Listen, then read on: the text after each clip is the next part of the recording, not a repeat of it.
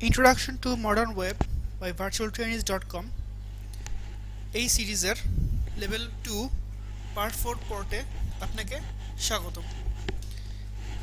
এই পার্টে আমরা দেখব আসলে কিভাবে আমরা একটা EDMX ফাইল ম্যানেজ করতে পারি।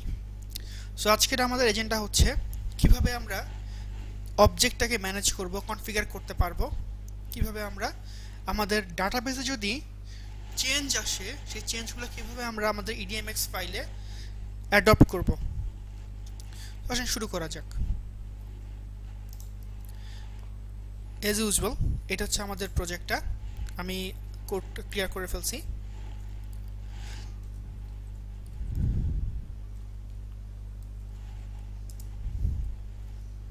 আমরা যদি কন্ট্রোল দিয়ে স্পেস দেই সে আমাকে কিছু সাজেশন দেয়। So DB dot configuration dot proxy proxy নিয়ে আমরা কয়েকবার দেখছি। সো প্রক্সি আসলে কি করে, আপনার ওই টেবিলের সাথে যতগুলা টেবিল কানেক্টেড সবগুলোর এক ধরনের ডাইনামিক ক্লাস জেনারেট করে রেখে দেয়। সো যখনই আপনি ডট দিয়ে দিয়ে ওই প্রপার্টিগুলোকে অ্যাক্সেস করেন সে আপনাকে তখন ভ্যালুগুলা নিয়ে এসে দেয়। বাট এটা আসলে পারফরমেন্সের জন্য খুব বেশি ভালো না। সো যদি আপনি প্রিসাইসলি জানতে চান যে না আমার আসলে এই টেবিলগুলাই লাগবে, আমার টোটাল ডাটাবেসের প্রক্সি দরকার নাই, সো তখন আমরা এটা অফ করে দেব। সিমিলারলি আমাদের আরেকটা অপশন আছে, সেটা হচ্ছে লেজি লোডিং। পারফরমেন্স ইমপ্রুভমেন্টের জন্য এটা আরেকটা পার্ট। সো যদি আপনি চান যে না আমার পরবর্তীকালে যখন দরকার তখন লোড হবে, এটা দরকার নাই, এখনই আমার সব লোড হয়ে থাকলো, যতটুকু দরকার আমার এর চেয়ে বেশি কিছু দরকার নাই, সো আমি লেজি লোডিংটা অফ করে রাখবো। সো তখন আমরা এই দুটো অপশন অফ করে রাখবো। সো এখন জাস্ট আপনাদেরকে দেখানোর জন্য একটা জিনিস দেখাই। আগের মতো যদি আমি ডিবি ডট ট্রেনিস দিয়ে ডট টু লিস্ট করি, আমরা কিন্তু এখন আগের মতো ডিপার্টমেন্ট বা এনরোলমেন্টস সেগুলো এখান থেকে ধরতে পারবো না। Just let me show you how. আমি জাস্ট F5 দিচ্ছি, কারণ আমরা প্রক্সি এবং লেজি দুইটাই আমরা অফ করে রাখতেছি।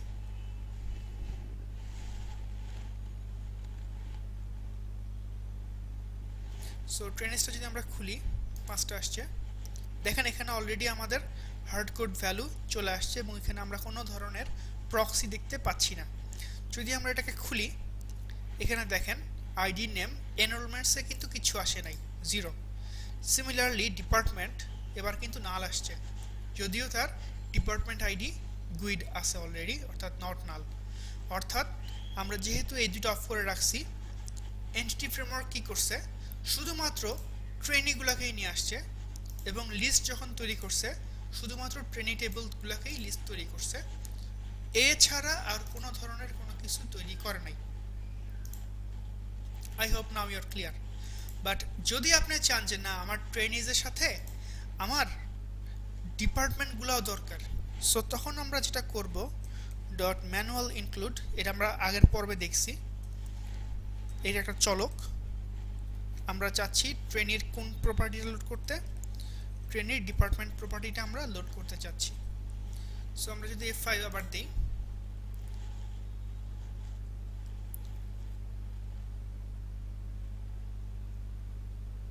এবং আমরা যদি মাউসটা উপরে নিয়ে আসি, এবার দেখেন আমাদের ডিপার্টমেন্টে কিন্তু অবজেক্ট চলে আসছে এবং ডিপার্টমেন্ট অবজেক্টের মধ্যে কিন্তু আর কিছু নাই।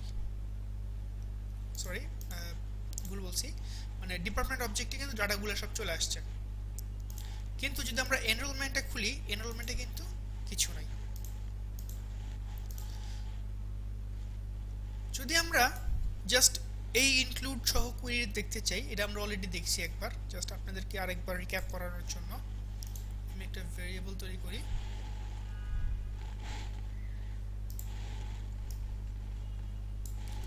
কন্ট্রোল অল্টার ভি, তার ফলে যেটা হচ্ছে সে আমাকে একটা ভেরিয়েবল জেনারেট করে দিচ্ছে।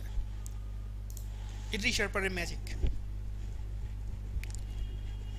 So as I told you multiple times, queryable itself একটা কুয়েরি জেনারেট করে আমার জন্য। সি, এই যে ইনার জয়েন। সো আমি যদি একটা কুয়েরিকে রান করি, new query, so you can C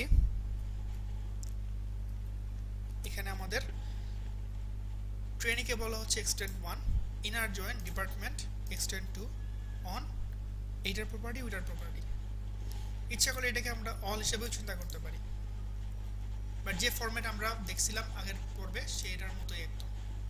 এটাকে লিস্ট বানায় দিয়ে দিচ্ছি এখানে, দ্যাটস ইট।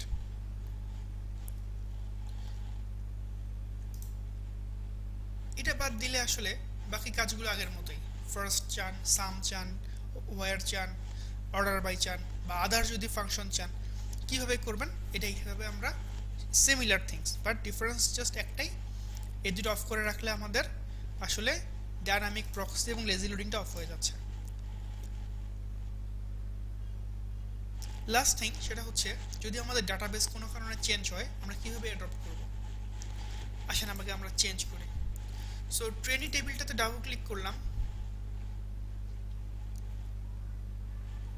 এখানে আমাদের কি কি কলাম আছে, ID name, address, department ID. আমি এখানে একটা কলাম অ্যাড করব যার নাম দিব হচ্ছে ফোন। রাইট ক্লিক, আচ্ছা এখানে ইনসার্ট কলামটা নাই, এখানে ম্যানুয়ালি আমরা অ্যাড করি।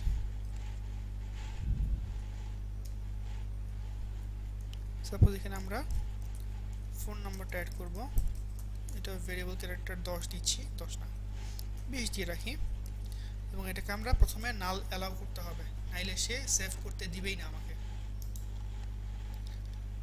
কারণ অলরেডি তো আমার 5টা রো আছে। সে যদি নট নাল দিয়ে চেক করতে চাই সে আসলে আমাকে দিবে না। ডাটাবেসটা আপডেট করি,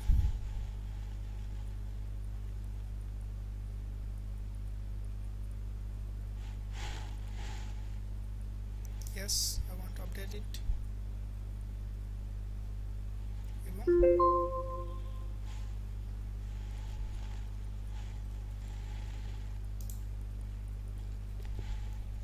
চলে আসছে।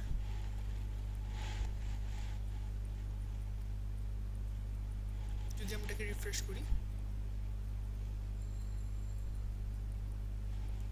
আমরা দেখতে পারবো ফোনটা চলে আসছে।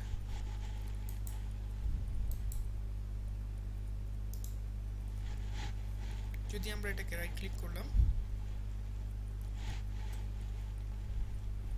শো টেবল ডেটা, কিছু ফেক ডাটা দিয়ে রেখে দিই just for the sake of simplicity, 1 2 2 3 3 4 4 5 5 6। ওকে, এইবার গিয়ে আমরা ট্রেনের ডিজাইনে গিয়ে এটাকে আমরা আনচেক করে দিই, এবার সে নেবে।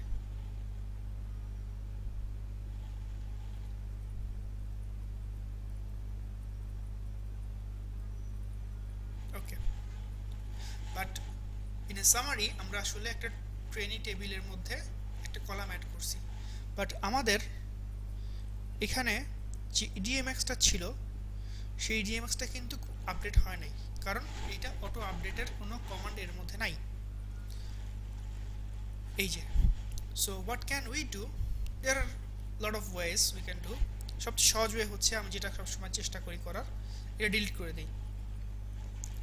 রাইট, সিঙ্গেল ক্লিক করছি ট্রেনি টেবিলের উপরে, সিঙ্গেল ক্লিকের পর এই যে ডিলিট এবং প্রেস ডিলিট, তাহলেই ডিলিট হয়ে যাবে। টেবিল ডিলিট হয় নাই, জাস্ট এইখান থেকে ম্যাপিং থেকে জিনিসটা চলে গেছে। এখন যদি আমরা এখানে রাইট ক্লিক করে আপডেট কল দিই, ইডিএমএক্স কী করবে, তার কারেন্ট মডেলগুলা এবং তার ডাটাবেসের মডেলগুলা সে চেক করবে, ম্যাপ করবে এবং প্রয়োজনীয় চেঞ্জগুলো সে তার মডেলের ভিতরে নিয়ে আসবে। ইন দিস কেস সে বলতেছে যে তোমার তো আসলে ট্রিনিটি টেবিলটা অ্যাড করা হয় নাই, অ্যাড করতে চাও? হ্যাঁ আমি অ্যাড করতে চাই, সো এডিট,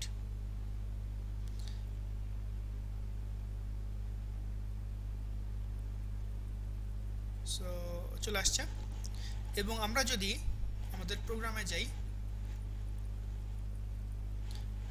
যদি এখন ট্রেনিং টেবিলটাতে যেতে চাই, আমরা দেখব ট্রেনিং টেবিলের মধ্যে অলরেডি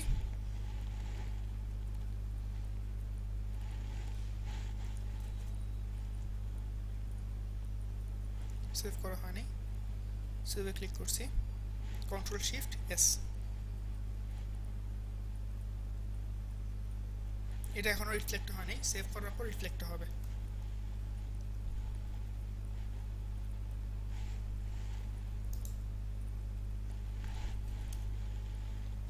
ইয়েস, সে বলছে যে হ্যাঁ তোমার এটা তুমি রিলোড করতে চাও কিনা। হ্যাঁ আমি রিলোড করতে চাই।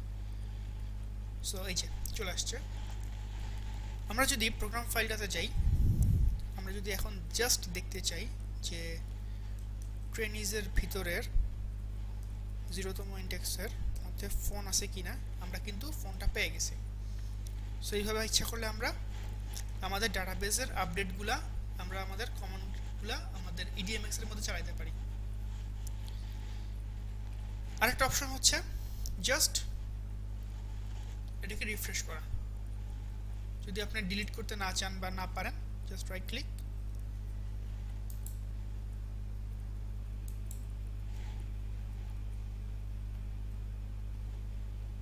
আপডেটে ক্লিক করার পরে দেখবেন একটা অপশন আছে রিফ্রেশ।